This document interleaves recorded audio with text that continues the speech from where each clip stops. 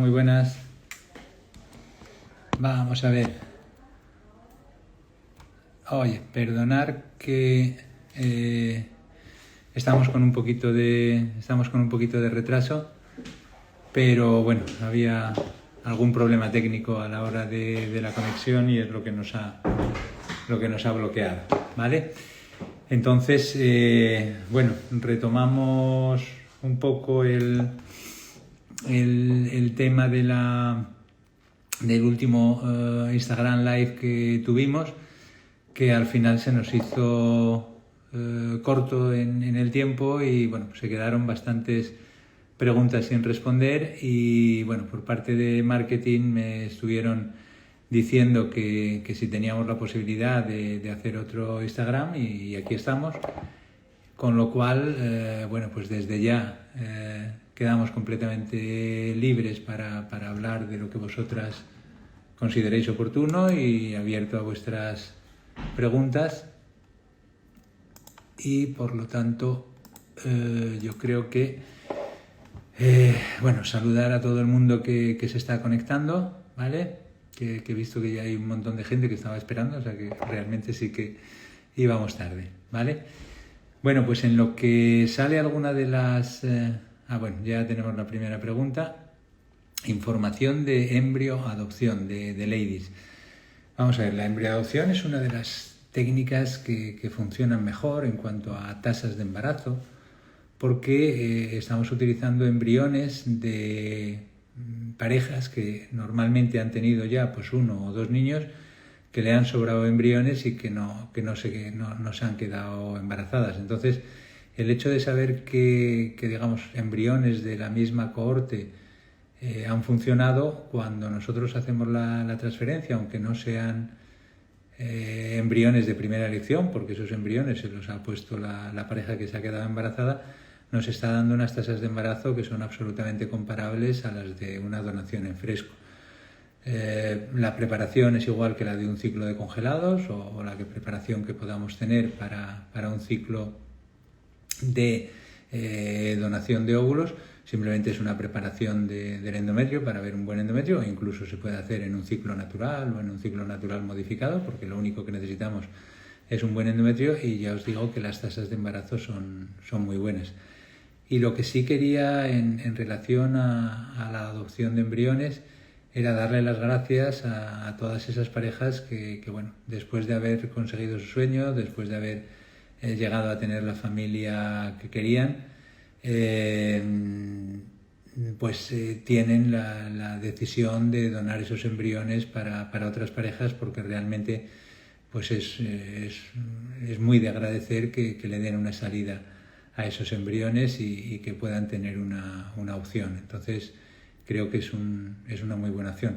El único problema que tiene la embrioadopción es que a la hora de hacer la selección de los embriones no se puede afinar tanto en cuanto a características físicas como las que podemos tener en un programa de donación de óvulos, que bueno, seleccionas espermatozoides, seleccionas óvulos y ahí sí que realmente te puedes poner perfectamente con todas las características físicas. En un programa de embrioadopción evidentemente siempre es de la misma raza, pero no afinas tanto, ¿vale? Tenía aquí otra pregunta de Ladies, Ladies Garrido, que está diciendo: tengo 35 años y mi marido tiene 42. Tiene 42,5 en la fragmentación y desesperada. Quiero ser madre y hemos decidido embrioadopción. Vamos a ver, el tema de la fragmentación es uno de los elementos importantes que tenemos que tener en cuenta. Normalmente se suele comenzar con un tratamiento de antiinflamatorios, antioxidantes y antibióticos para intentar reducir esa fragmentación, un tratamiento que tiene que ser mínimo de 1 mes y medio. Si esa fragmentación conseguimos que baje por debajo de 30, normalmente ya congelamos una muestra de semen para saber que tenemos ese semen de calidad congelado a la hora de utilizarlo. Luego, el día de la verdad, cuando tenemos que fecundar, normalmente pedimos otra muestra y en función de cuál de las dos sea mejor, pues esa es la que utilizamos. El límite de 30 es porque nosotros en laboratorio tenemos una serie de técnicas que sí que nos reducen bastante lo que es la fragmentación, pero que no son fantásticas, o sea que ayudan, pero no eliminan toda esa fragmentación. Son las técnicas del Five-Tile chip y las técnicas de las columnas de anexina, y entonces pues eso sí nos puede reducir y nos da unos sémenes que son perfectos para trabajar siempre que esa fragmentación sea de menos de 30. Si cuando hay una fragmentación elevada y no conseguimos reducir con el tratamiento, que bueno, no siempre funcionan los tratamientos vía oral, la recomendación es ir directamente a trabajar con semen de testículo, porque la fragmentación se suele producir fundamentalmente en el epidídimo. Entonces, si nosotros vamos directamente al testículo, que es, digamos, donde se producen los espermatozoides, en el epidídimo, digamos, se limpian de todos los restos celulares y se dejan preparados para que ya puedan salir por los conductos deferentes y todo eso en el eyaculado, pero ahí es donde se produce la fragmentación, la mayoría. No en todos los casos, pero digamos en el 90%.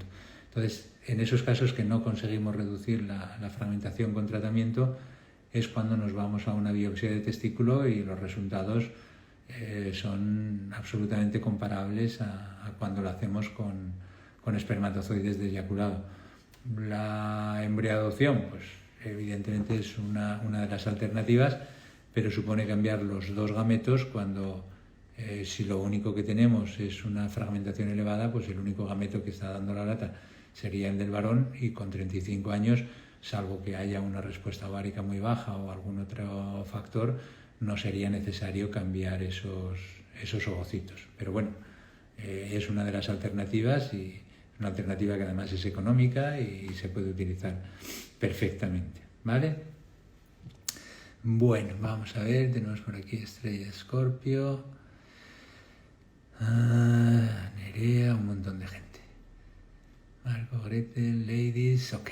Ladies Garrido está diciendo: por mi parte, buena experiencia, Valencia, y con la doctora Isabel, pues muchísimas gracias por compartir las experiencias que hayáis tenido, que yo creo que es importante, porque cuando se comparte la experiencia de una persona de verdad, es muchísimo más importante que cualquier cosa que nosotros podamos poner en la página web o a la información que nosotros podamos dar, porque realmente es es la información de verdad, es la información que estáis dando vosotros, y creo que eso es muy, muy importante, ¿vale? Lorenilla88 está preguntando: he leído que Ovitrel se pincha 36 horas antes, ¿es posible pincharlo cuando la inseminación es 40 horas más tarde? ¿Tiene el mismo efecto? Depende, normalmente cuando nosotros ponemos el Ovitrel para un ciclo de fecundación in vitro o para un ciclo en el que tenemos que sacar los ovocitos de preservación de fertilidad, lo sueles hacer 36 horas antes, porque más o menos ahí tienes un par de horas arriba, un par de horas abajo, en el que sabes que los ovocitos ya están, la mayoría de ellos, maduros, ¿vale? Cuando estamos hablando de inseminación es un poco diferente, porque en una inseminación, tú en una fecundación in vitro te interesa que los folículos maduren el ovocito tiene 46 cromosomas y tiene que reducir a 23, y eso lo hace en el último momento de la ovulación, pero no te interesa que el folículo se te rompa, porque si se te rompe el folículo y el líquido del interior de ese folículo, que es donde está el ovocito, se te va a la zona del peritoneo, pues es mucho más difícil o imposible recuperar los óvulos. Por lo tanto, te interesa que el óvulo esté maduro, pero que el folículo no se haya roto, y ese es el margen normalmente que tienes. Cuando estamos hablando de que el Ovitrel lo ponemos para una inseminación, generalmente se puede hacer más tarde, porque en una inseminación lo que te interesa es que el folículo realmente se rompa y saque el ovocito, y entonces cuando haces una inseminación lo único que pones son los espermatozoides dentro del útero, en la zona interior del útero, y esos espermatozoides tienen que ir nadando, por decirlo de alguna manera, hasta la trompa, que es donde se van a encontrar con el óvulo, con lo cual puedes ponerlo más tarde y no hay ningún problema. Antes estábamos haciendo inseminaciones 2 veces, estábamos haciendo inseminaciones a las 35 y 48 horas, Realmente después vimos que eso tampoco mejoraba los resultados cuando hacías 2 inseminaciones en vez de una, y ahora normalmente pues lo estamos retrasando un poquito de esas 36 horas para darle más tiempo al óvulo a que se rompa, porque realmente los espermatozoides que estás poniendo pues ya están capacitados y los estás poniendo dentro del útero, con lo cual pues ya han pasado orificio cervical interno y tal. O sea que no es mala idea, y generalmente aguanta un poquito más. O sea que hay grupos que están pinchando el Ovitrel a las 34 horas, hay grupos que están pinchando el Ovitrel a las 38, pero lo normal para un in vitro son 36 y para una inseminación generalmente un poquito más, ¿vale?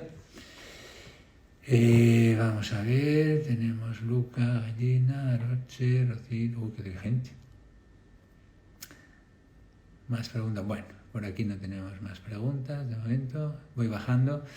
Una valiente en FIF nos está preguntando, qué bonito nombre, posibilidad de embarazo con ovación, receptora y pareja de 37 años. En ovodonación no hay problemas de edad. O sea, las tasas de embarazo son exactamente iguales si lo hacemos con 25 años, con 30 años, con 35 o con 45 o con 50 años. Realmente no vas a tener una diferencia, porque eso depende del útero, y el útero, digamos, no envejece, no es como el ovario. O sea, el cambiar a ovodonación con la edad es porque la reserva ovárica es peor y la calidad ovocitaria es peor. Calidad ovocitaria entendida como alteraciones genéticas del ovocito, ¿no?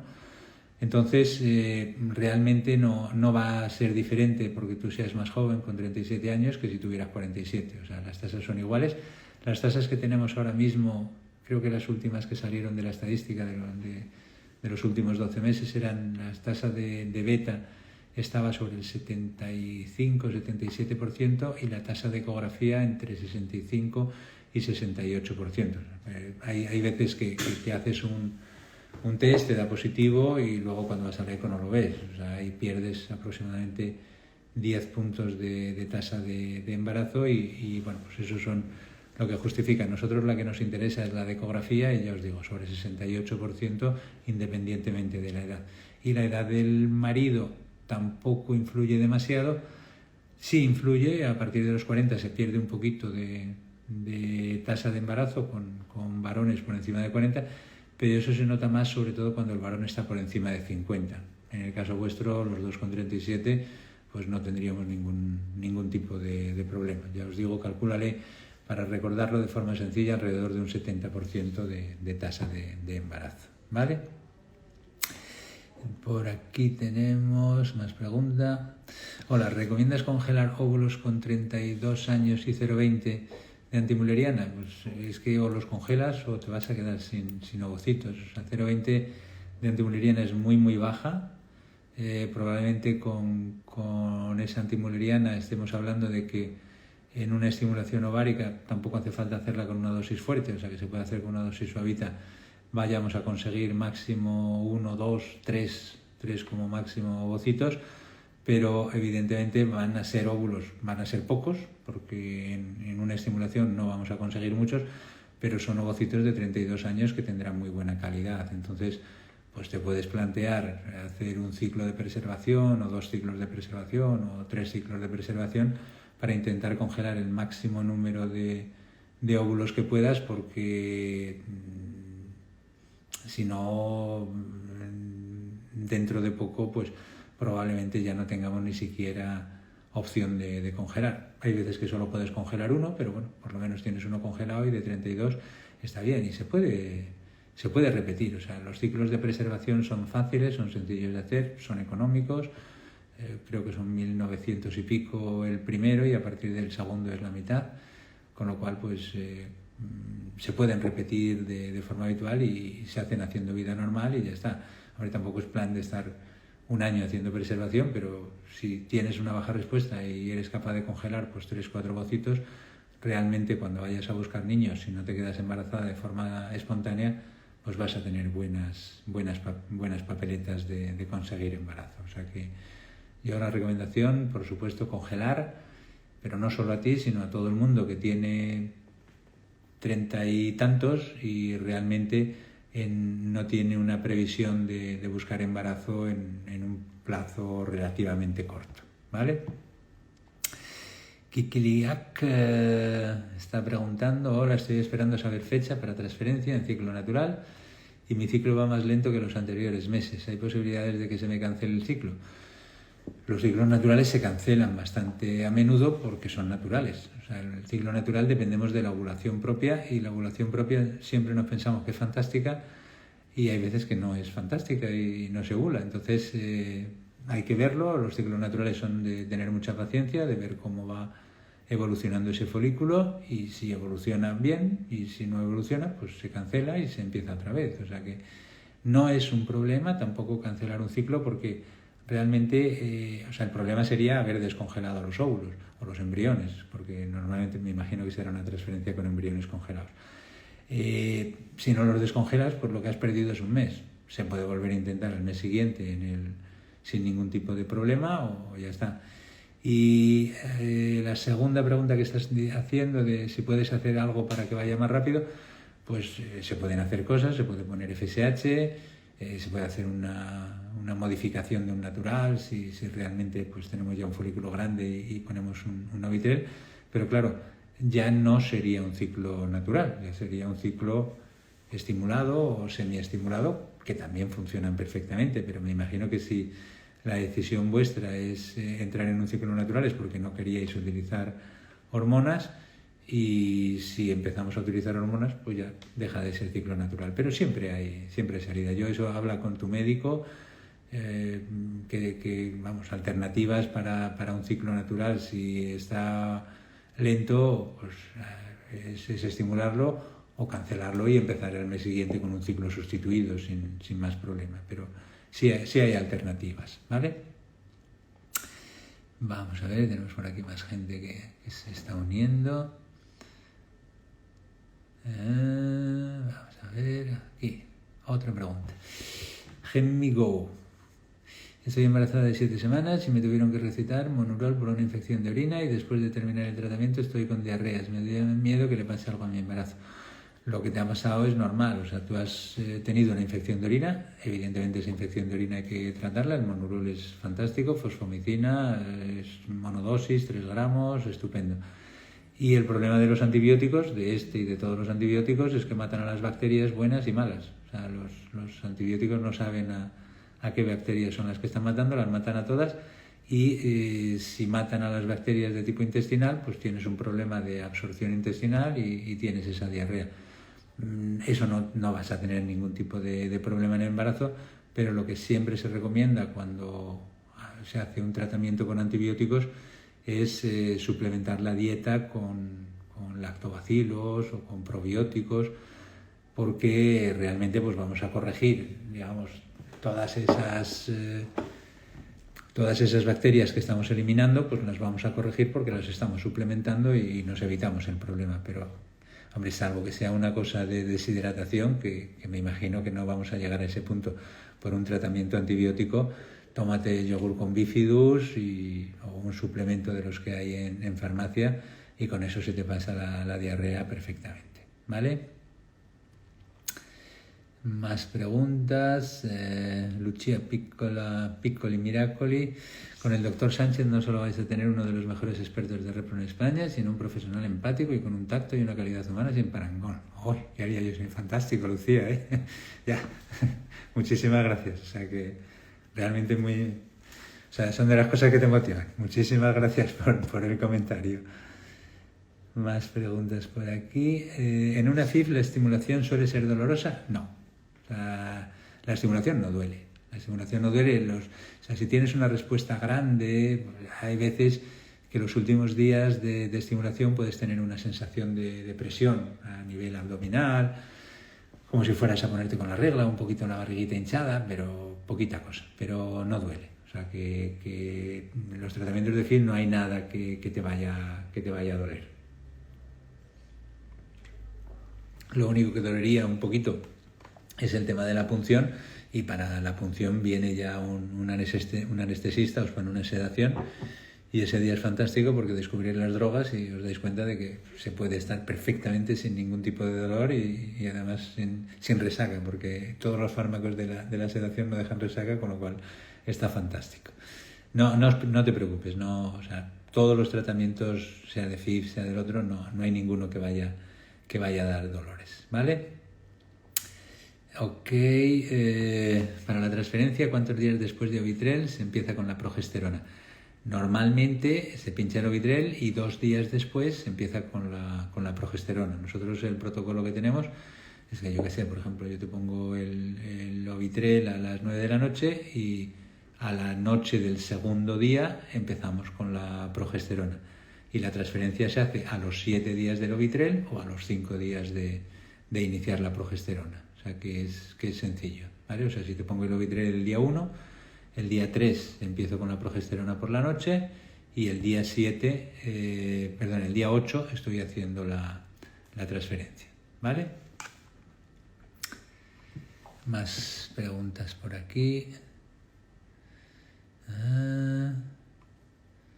Muchísimas gracias, doctor, a vosotros, realmente. Vale, aquí Lara Matos, ¿es normal que en las ecografías se vean 20 folículos y luego en la punción salgan solo 13 y de esos 11 maduros? No es lo normal, pero son cosas que ocurren. O sea, hay muchas veces que tienes folículos vacíos, que nosotros estamos forzando la máquina con la medicación para hacer que trabaje. Está trabajando todo lo que es la parte de la granulosa y nos está formando el folículo, pero luego ese folículo no tiene ovocito. Generalmente se suele asociar también a un problema de calidad ovocitaria. Realmente, si tienes 20 y has tenido 11 maduros, puedes estar completamente tranquila. Lo que es importante es que esos 11 que estaban maduros, pues realmente estén bien. Las tasas estándar aproximadamente es que tú vas a recuperar sobre un 70-80% de los ovocitos y la tasa de maduros que se suelen obtener es aproximadamente de un 80%. Pero eso son estadísticas y están muy bien para números grandes, pero luego persona a persona pues hay que adaptarlo a la circunstancia. Pero no es una cuestión que personalmente considere que es preocupante. O sea, aunque hayas tenido esa respuesta, si tienes 11 maduros, puedes estar completamente aliviada de que vas con un número fantástico como para poder ir. O sea, yo te digo, de los ciclos de in vitro que hacemos, te diría casi el 80 o más de las mujeres firmaban por tener 11 ovocitos maduros, porque normalmente, bueno, pues el problema de esto suele ser la baja respuesta y tú tienes una respuesta estupenda. Lo que sí hay que tener en cuenta cuando vas con 20 folículos es el riesgo de hiperestimulación, que normalmente lo que se suele hacer es, en vez de utilizar Ovitrel, utilizar un bolo de análogo para evitarte esa hiperestimulación, ¿vale? Más gente por aquí. Vale, Estela Sainz, 82. ¿Cuántos óvulos de media suelen salir en una donante joven para dedicarlo a ovodonación? Depende de la estimulación que tú le hagas y depende de lo que haya ido. Normalmente yo estoy contento siempre que tenemos más de 8 ovocitos. La media puede estar sobre los 10 o por ahí, pero yo, para que una donante considere que va bien, tienes que tener mínimo 8 ovocitos. Las donantes, lógicamente, no se estimulan a una dosis fuerte, porque bueno, son donantes y tampoco las puedes forzar más de lo debido, y normalmente responden muy bien. Si aprietas en una donante puedes forzar bastante más, pero ya te digo, o sea, si eres capaz de sacarle pues 8 o 10 ovocitos maduros, creo que está muy bien el ciclo de estimulación en una donante. Pero varían en función de qué dosis, de cuántos ciclos hayan hecho, o sea, son muchas cosas, pero yo que sé, por ejemplo, si una donante no consigue 8 ovocitos maduros, pues siempre la pones en duda antes de darle la opción de poder repetir. O sea, tienes que valorarlo siempre, pero calcúlale sobre ese número y más o menos no te equivocas. Sandra, BCN, tengo una enfermedad autoinmune y me quiero someter en Barcelona a la donación de embriones. ¿Puedo en mi cuerpo rechazar el embrión? Vamos a ver, depende de qué tipo de enfermedad autoinmune, pero si tú tienes una enfermedad autoinmune, eso no tiene que ver con reserva ovárica y eso no tiene que ver con tener que cambiarte a un programa de donación. O sea, cuando hay problemas de inmunidad, esos problemas de inmunidad afectan a la implantación y esa implantación se puede ver afectada sea con embriones propios o sea con embriones de donación o con embriones de embrioadopción. O sea, los problemas de inmunidad lo que afectan es a la implantación independientemente del origen del útero. Lógicamente, si tenemos aparte de eso pues una edad más elevada o un problema de calidad ovocitaria o otro tipo de problemas, pues un óvulo de una donante de 20 años va a tener más papeletas de implantar que un óvulo de una paciente de 39. Pero a esas papeletas que tenga de más o de menos siempre le vamos a añadir la dificultad del problema inmunitario que haya para dificultar la implantación. Pero no todas las enfermedades autoinmunes van a dificultar la implantación, ¿eh? O sea que yo qué sé, hay muchas cosas que no te van a afectar para nada y que puedes estar tranquila en ese sentido, ¿vale? Por aquí tenemos más gente. Vamos a ver. Vea la PADI, mi endometrio llega al espesor adecuado para FIV, pero luego se pierde. ¿Alguna solución? Pues no, realmente no te entiendo con lo que se pierde. O sea, una vez que tú has llegado a un buen endometrio, ese endometrio debe de ser por encima de 7 milímetros de forma ideal. Se pueden hacer transferencias con algo menos si vemos que no llegamos. Y sobre todo, no solo es el grosor del endometrio, que lo tenéis todas como grabado a fuego, eso de los 7 milímetros, sino que tú puedes tener un útero que sea más grande o más pequeño y si tienes un útero más grande y el endometrio más pequeño, al final tienes más superficie, o sea, con un endometrio más fino en un útero más grande, tienes más superficie de implantación que a lo mejor con un endometrio más grueso y ese endometrio tiene forma de gota. Luego que lo que me refieres de que se pierde es lo que no entiendo cuál es la pregunta, ¿vale?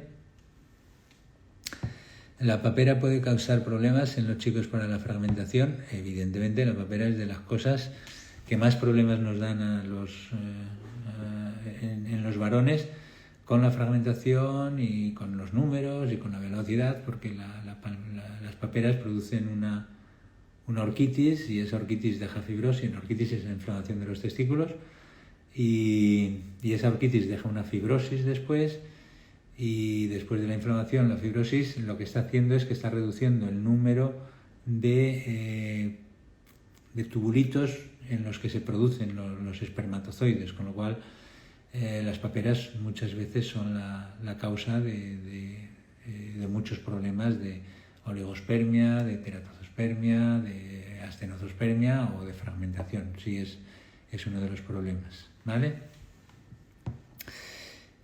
Vamos a ver, Nicoleta 1808 me dice con el doctor Pascual, pero no asocio a la anterior pregunta porque la verdad que no recuerdo cuál era tu pregunta. Voy a mirar, estoy mirando un poquito para atrás.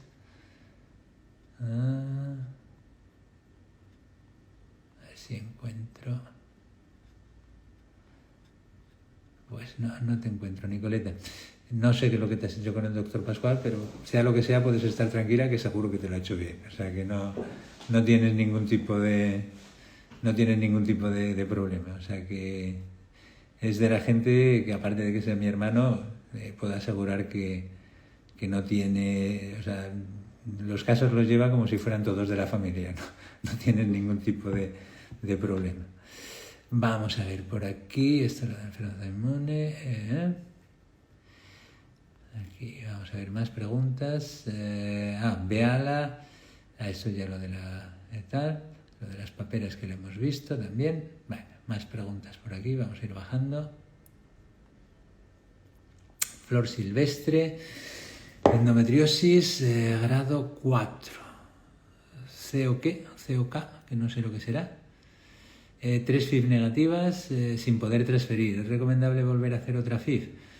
Hombre, yo creo que después de 3 FIV negativas o haces algo diferente o probablemente vayas a tener el mismo problema. O sea, me imagino que después de 3 FIV no hayan repetido 3 veces exactamente lo mismo y que habrán intentado alternativas, sobre todo si no has llegado a tener una transferencia. Entonces, Hombre, si te han hecho exactamente lo mismo y tal, pues se puede valorar una alternativa y hacer otra FIV. También hay que tener en cuenta lo que es la edad tuya, ver qué reserva ovárica tienes, no solo lo de la endometriosis, cómo está el semen de tu marido, pero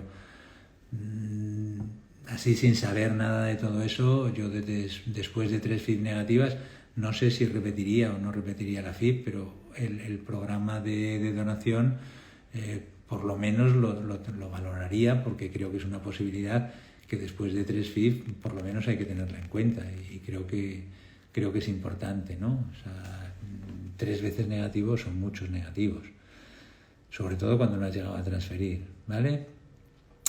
Después, vamos a ver, Nicoleta, y estoy en la beta, ¿me puedo tomar un café en la beta? Te puedes tomar 1 o 2 cafés al día sin ningún tipo de problema.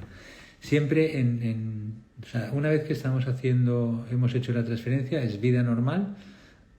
Dentro de esa vida normal, hacer media horita al día de ejercicio, que eso siempre va estupendamente bien. De alimentación se puede comer de todo menos carne cruda. Carne cruda es carpachos y tartar, o sea, el jamón que te van a decir que no te lo puedes tomar, te lo puedes tomar. Los embutidos también te los puedes tomar. Cafés puedes tomarte 1 o 2 al día, no puedes beber nada de alcohol. Y lo que recomendamos es, que sea una dieta lo más saludable posible y que no sea demasiado agresiva, o sea, que reducir en la medida de lo posible la cantidad de gluten y la cantidad de lactosa, pero dentro de una forma normal, o sea, sin forzar demasiado la máquina, que no haya demasiada cantidad de carne, que no haya demasiada cantidad de proteínas, y bueno, pues meter mucha fruta, mucha verdura, y que sea una dieta variada. Pero un café te lo puedes tomar con toda la tranquilidad del mundo, que no pasa nada. Vamos a ver, recomendaría un tratamiento antidepresivo si hay ansiedad o incluso algo de depresión, para iniciar un tratamiento de reproducción para su mayor éxito. Si los tratamientos los puedes evitar, mejor. Si no podemos evitar el tratamiento porque eso va a afectar a la calidad de vida y no hay manera de hacerlo, pues se pueden buscar tratamientos que se puedan llevar y que no pase nada. Pero así como recomendarlo para que mejore, no mejora. O sea, el estrés no va a empeorar las tasas de embarazo. Hay estrés en situaciones horribles de guerras, de campos de concentración, de violaciones, y la gente se queda embarazada. Entonces, el estrés no es el factor determinante para conseguir el embarazo, y bueno, todos los tratamientos de reproducción asistida generan mucho estrés de por sí, o sea, porque no hay nadie que se meta en un tratamiento de reproducción y vaya como si fuera a tomarse un café, o sea, que generan estrés, pero si lo puedes llevar de una forma normal, sin tomar antidepresivos o antiansiolíticos, mejor, ¿vale? Haplotipo A y mi marido C1. ¿Somos compatibles? Vamos a ver, todo el mundo es compatible. No existe nadie que no sea compatible con otro. Lo de los haplotipos A, que es el KIR, lo que me está diciendo es si yo tengo más facilidad o menos facilidad por parte de las células de las natural killer del endometrio para producir citoquinas que van a modificar toda la arquitectura del endometrio y van a abrir las arterias espirales,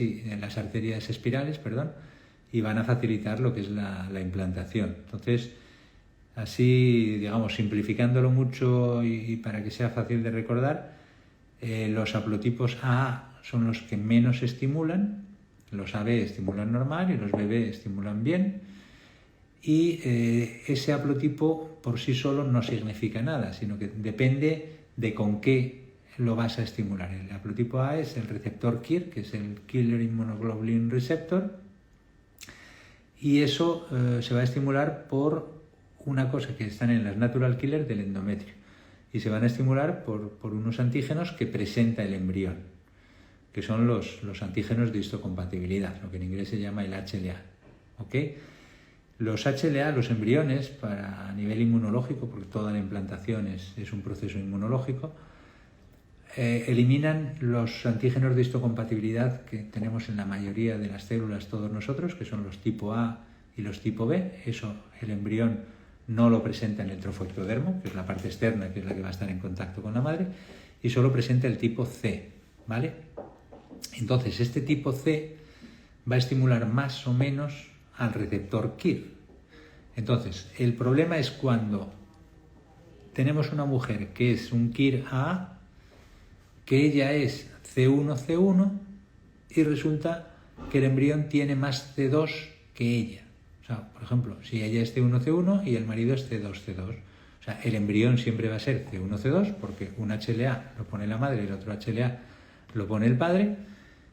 Entonces, si ese embrión tiene más C2 que la madre, cuando la madre es KIR AA, entonces tenemos una reducción de las tasas de implantación, pero no una compatibilidad, o sea, existe compatibilidad. En esos casos lo que tenemos que hacer es un tratamiento para esas citoquinas que no está produciendo la natural killer KIR AA, se las damos nosotros, que generalmente es el Neupogen. Y además tenemos que estimular la inmunidad para que haya más inmunidad en ese endometrio, que generalmente lo hacemos o bien con un scratch endometrial previo o con suplementos de HCG. El tema de las relaciones sexuales frecuentes también mejora lo que es la respuesta inmunitaria del endometrio. Entonces hay que hacer algunas cosas, pero el que tú seas A y tu marido C1 de entrada no es un problema porque tu marido es C1. O sea que si tú eres C1, el embrión será C1 y si tú eres C1 habrá embriones que tendrán C1 y los otros tendrán C1 con lo cual nunca vas a tener un embrión que tenga más C2 que tú, porque tu marido es C1. Por lo tanto, en ese caso no creo que debas de tener ningún tipo de problema, ¿vale? Más cositas por aquí. Flor silvestre. Vale. Bueno, es la misma pregunta que antes, 35 años, bueno, ya 35 años ya sabemos que la respuesta, o sea, que la calidad es buena, 1 o 2 ovocitos maduros, pues evidentemente estamos hablando de que es una baja respuesta, porque bueno, pues esos son antimulerianas de 0,2, 0,3, 0,7, siempre por debajo de 0,7, y si no te han llegado a día 5, yo con esa respuesta que me estás poniendo, 1 o 2 ovocitos, yo después de 3 FID me iría a donación. Aunque tengas una buena edad y una buena calidad ovocitaria, si lo has intentado 3 veces y solo has tenido esa respuesta, con embriones que no llegan a día 5, yo creo que es por lo menos momento de valorar la ovodonación como una posibilidad real. Lara Matos, la calidad de los ovocitos solo se puede saber a la hora de fecundar o es posible saberlo antes al congelarlos. De entrada en los ovocitos lo que tienes que ver es si están maduros o no, o sea, si han hecho esa reducción que os decía del número de cromosomas de 46 a 23, eso lo puedes ver sin fecundar y son lo que se llaman ovocitos maduros, solo se fecundan los ovocitos que son maduros.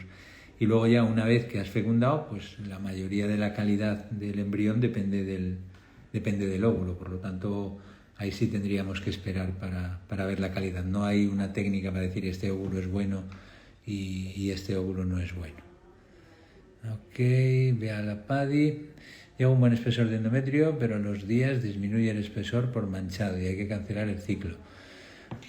Vale, pues tienes que hacer otro tratamiento que sea diferente. O sea, el endometrio es la cosa más sencilla en la gran mayoría de los casos, porque responde fantásticamente bien, y es la cosa más complicada cuando un endometrio no responde. O sea, realmente para mí los casos de endometrios refractarios son de lo más complicado. O sea, hay muchos tratamientos, o sea, se empieza con estrógenos, se cambia la vía de administración de los estrógenos de oral a vía transdérmica, vía vaginal, se combinan diferentes dosis, se incrementa la cantidad de estrógenos, se asocian tratamientos para mejorar la circulación como la pentosifilina, como el sildenafilo, el Viagra, se hacen suplementos con vitamina E, a veces asociamos triptófano, factor de crecimiento plaquetario, factor de crecimiento de colonias de granulocitos, monocitos, ciclos de estimulación, ciclo natural.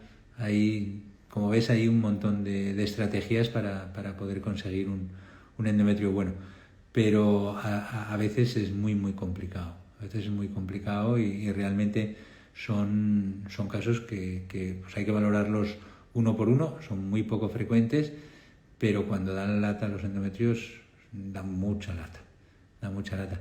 Pero generalmente se consigue una solución y luego pues también puedes hacer scratch endometrial, o sea, puedes hacer transferencias aunque no estés en 7 milímetros, si llegas a unos 5,5, 6, si tienes un útero que tiene una capacidad suficiente. O sea, que piensa que el endometrio es muy importante, pero que no es todo. O sea, cuando tú tienes un embarazo ectópico, el embrión implanta en la trompa y en la trompa no hay endometrio. O sea, ni 7, ni 5, ni 2 milímetros. O sea, no hay endometrio y implanta. Entonces, o sea, el endometrio es una parte, pero no es todo. Entonces, tienes que ponerlo un poco dentro del contexto y bueno, pues, acercar en la medida de lo posible el endometrio a la mejor. O sea, si después de 3, 4 ciclos cancelados vemos, oye, que no llegas, pues tendremos que plantear una transferencia a lo mejor con un endometrio un poquito más bajo y en las diferentes terapias que hayamos hecho, pues seleccionar la mejor, ¿vale? Nicolette 1808 me dice la transferencia del 20. ¿Puedes seguir poniéndote probióticos vaginales? Por supuesto, no tienes ningún problema. Los probióticos los puedes seguir utilizando tanto antes como durante como después, o sea, que incluso durante el embarazo, ¿no? Eso no te va a hacer, o sea, los probióticos nunca te van a hacer mal, o sea, puede que no te sirvan para nada porque ya tengas una flora vaginal estable y bien conseguida, pero mal, con seguridad, no te van a hacer nunca, ¿no? Macotejime, tuve un ectópico roto quitándome la trompa izquierda y a los 5 meses otro ectópico tratado con metotrexate sin romper ni operar. Me gusta saber si para FIF habría que quitar esa trompa. Hombre, yo habría quitado la trompa directamente en la primera vez.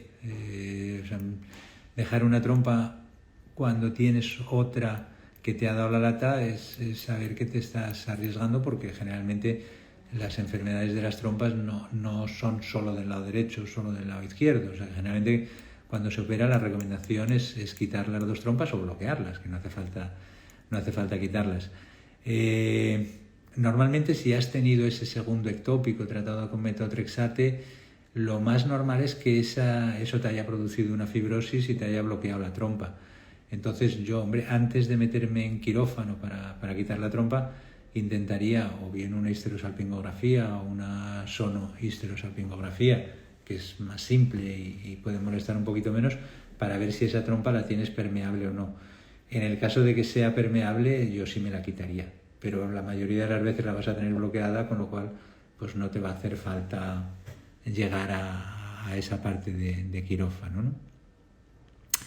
¿Qué valor de ácido fólico es recomendable antes de la transferencia? El ácido fólico debe estar por encima de los 5, 8, esos son los niveles, pero normalmente no tenéis ningún tipo de problema. Todas estáis tomando el ácido fólico, se le manda a todo el mundo y los suplementos son, están a la orden del día. Yo creo que cualquier embarazada, país desarrollado como España, pues está tomando ácido fólico de un tipo o del otro y está todo el mundo tomando suplementos. Son de las cosas, hombre, que las controlas, las miras, pero son de los problemas que prácticamente no te encuentras nunca.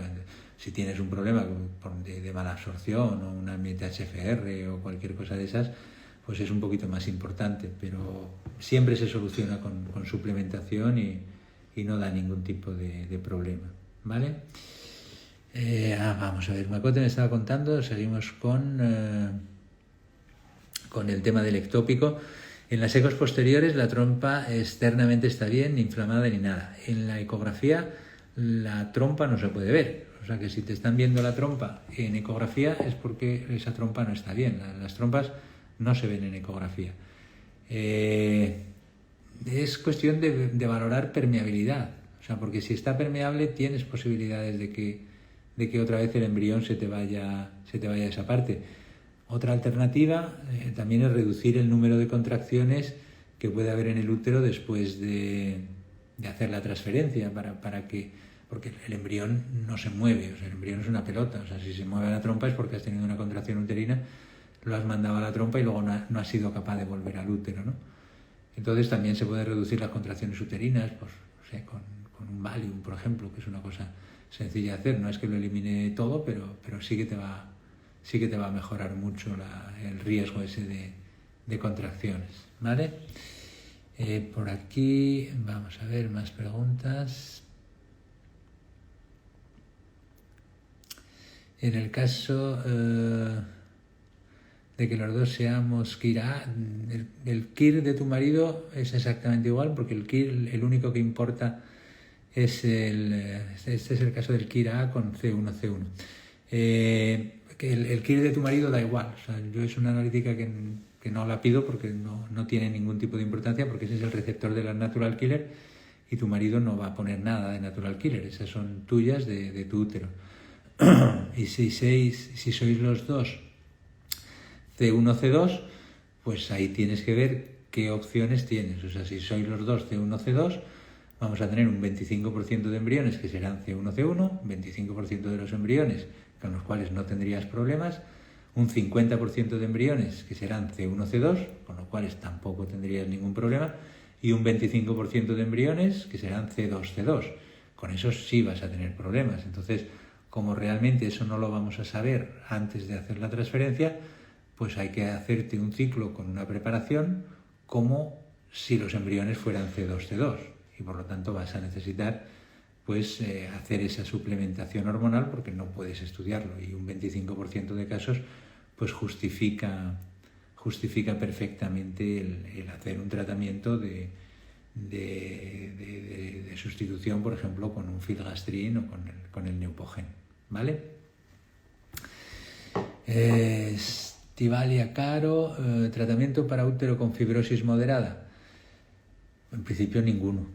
O sea, una fibrosis moderada en el útero es una cosa de lo más habitual y no tiene nada que ver. O sea, ahí tienes que ver, si quieres, pues hacer una elastografía, ver cuál es la elasticidad de ese útero, si hay adenomiosis, si no hay adenomiosis, si hay endometriosis, pero una fibrosis moderada realmente no requiere nada. O sea, yo ahí no haría nada. Hay gente que está haciendo histeroscopias con resección de tabique, con adecuación de la cavidad, pero hoy por hoy ninguno ha demostrado que eso realmente funcione, y los estudios que están saliendo últimamente lo que están diciendo es que incluso puede tener más complicaciones a nivel uterino, porque luego tienes mucho más riesgo de roturas si haces una cirugía por histeroscopia que sea muy agresiva, ¿no? Yo a eso, en principio, si tienes una buena cavidad endometrial, no le eches ninguna cuenta a esa información, ¿vale? Más por aquí, Esther GC84. ¿Cuál es el tema de que estamos hablando? Disculpe por llegar un poco tarde. No teníamos ningún tema hoy en concreto, sino que nos habíamos quedado en el último Instagram con muchas preguntas sin responder, y entonces lo que estamos haciendo es pues respondiendo a todas las preguntas que se nos habían quedado pendientes del otro día, y en eso estoy, en intentar solucionaros las dudas a todas estas cositas que nos estáis preguntando, porque además ya estamos terminando también el de hoy. Vamos a ver por aquí, una valiente en CIF. Vuelvo con el tema de donación. Si mi marido se hace un hatching, ¿sería necesario hacer DGP a los futuros blastos? No sé, o sea, un hatching a tu marido, el hatching es hacerle un agujero a la zona pelúcida del embrión. O sea, tu marido no puede hacerse un hatching porque o sea, eso es una cosa que no existe. Y hacer DGP a los futuros blastos, hombre, si estás en un programa de donación de óvulos, normalmente no se suele hacer diagnóstico genético preimplantacional, porque estás hablando de que el riesgo a nivel genético es mínimo y la técnica de diagnóstico genético es una técnica agresiva. O sea, la teoría está muy bonita, pero para poder llegar a ese diagnóstico tenemos que hacerle una biopsia al embrión, tenemos que quitarle 5 o 6 células, tenemos que utilizar un láser para hacer ese agujero, y ahí hay muchas cosas que no controlamos, que no sabemos cómo van, y que evidentemente una técnica agresiva reduce las posibilidades de implantación de un embrión con seguridad. Si eso tengo un riesgo alto de tener una alteración en el embrión, pues me puede justificar el tema, pero si es un programa de donación en el que el riesgo es muy bajito, yo personalmente no haría diagnóstico genético, ¿vale? Por aquí, Niccolo Cherubini, buonasera, cosa fare per abbassare frammentazione spermatico al 35%? L'ho detto prima, normalmente lo che noi facciamo è una terapia con antiossidanti, una terapia con antinfiammatorio e una terapia con antibiotici. Questo è via orale. E dopo fare un'eiaculazione ripetuta e fare il controllo dopo dei 3-4 giorni di eiaculazione ripetuta anche migliora la frammentazione, e se non basta del 30% la raccomandazione è fare la microiniezione spermatica con spermatozoidi di biopsia testicolare. Questa sarebbe la terapia standard. ¿Ok?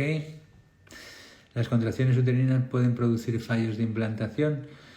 Pueden producir fallos de implantación las contracciones uterinas porque no es porque el embrión no implante, sino porque cuando yo pongo el embrión, el útero se contrae y me puede enviar el embrión a una trompa o me puede enviar el embrión por el cuello y se pierde. Entonces, no es que sea un fallo de implantación, es una falta de implantación porque el embrión no llega a quedarse en la cavidad uterina el tiempo necesario como para implantar. Son 2 días prácticamente lo que necesitamos, y generalmente en esos casos lo que se hace es que se pone un tratamiento para disminuir las contracciones uterinas. Pero puede ser esa perfectamente una de las causas. No es de las más frecuentes, pero puede ser una causa.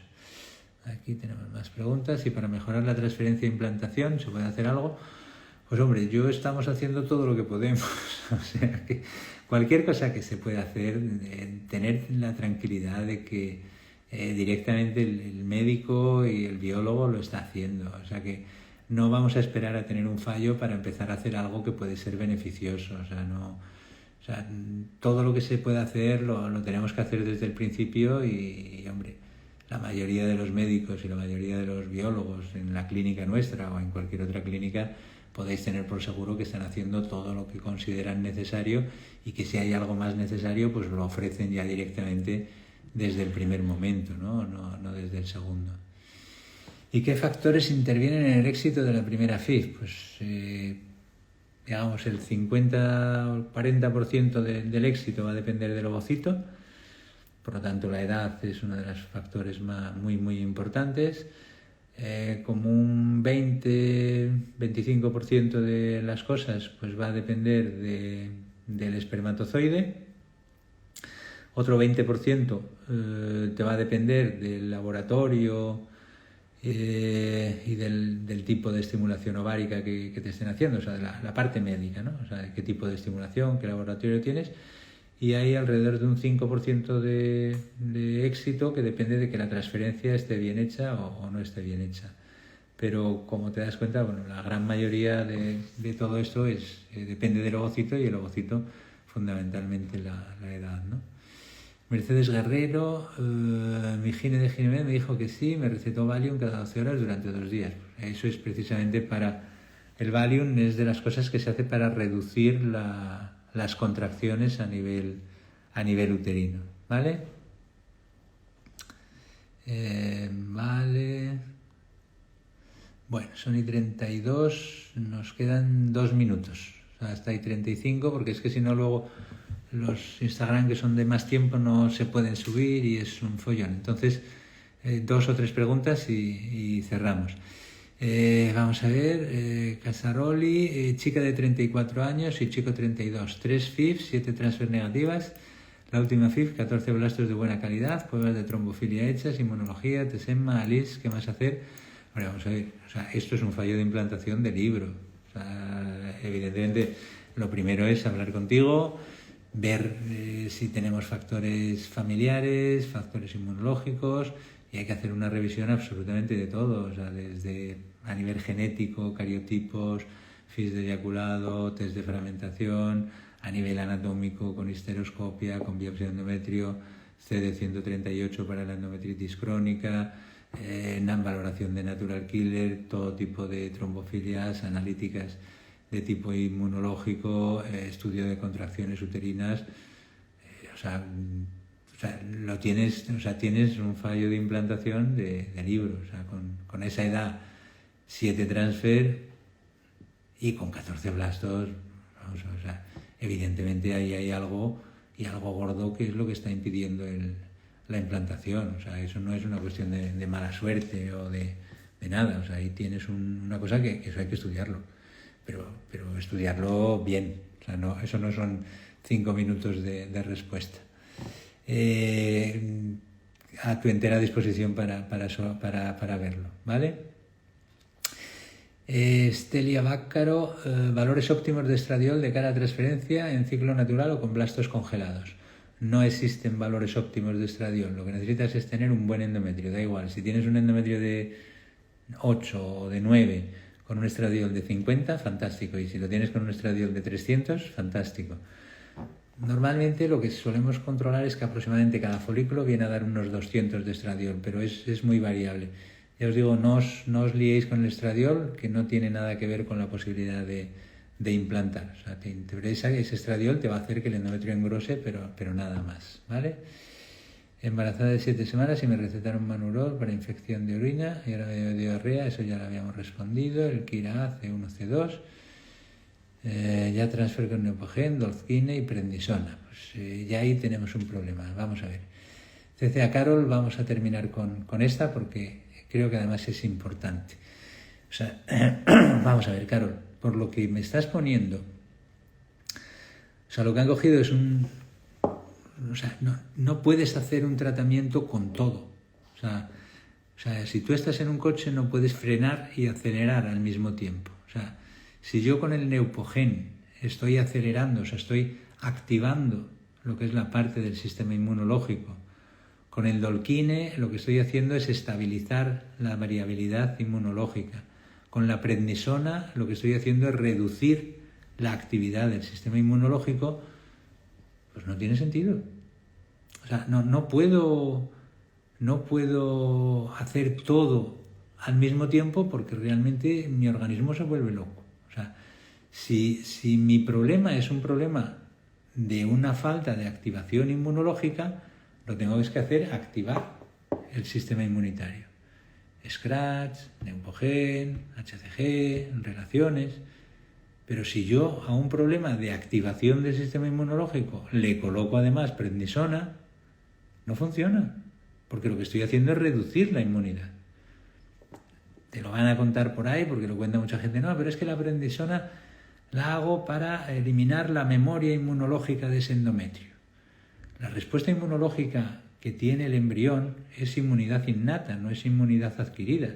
Por lo tanto, la inmunidad innata no tiene memoria. No tenemos si tú le pones Prednisona, vas a reducir tu número de natural killer, con lo cual no va. Lo que no se puede hacer es decir, oye, tengo toda esta lista de tratamientos y te lo voy a poner todo. No es cuestión de poner todo, es poner lo que realmente hace falta. Y una mezcla de Neupogen con Prednisona tiene que haber una justificación muy, muy clara, con alguna enfermedad inmunitaria o con alguna alteración analítica que realmente esté al mismo tiempo que el problema del Kira A y hay que hacer una dosificación y un control muy, muy estricto. Pero te puedo asegurar que no es para el 99% de las parejas que tienen Kira A, ¿vale? Bueno, de verdad siento mucho no poder seguir. Tenemos bastantes cosas por aquí preguntando, pero realmente no tengo ya más tiempo para responder porque son los límites que nos da Instagram para poder colocar después los live y que los podáis ver todos. Os digo lo mismo que la otra vez, a través del correo de marketing, marketing@ginemed.es, podéis hacer todas las preguntas que nos falten y os las responderemos lo más brevemente posible, ¿vale? Venga, muchísimas gracias a todos por haber estado ahí y porque realmente ha sido realmente dinámico y bonito. Me ha gustado muchísimo. Venga, hasta luego.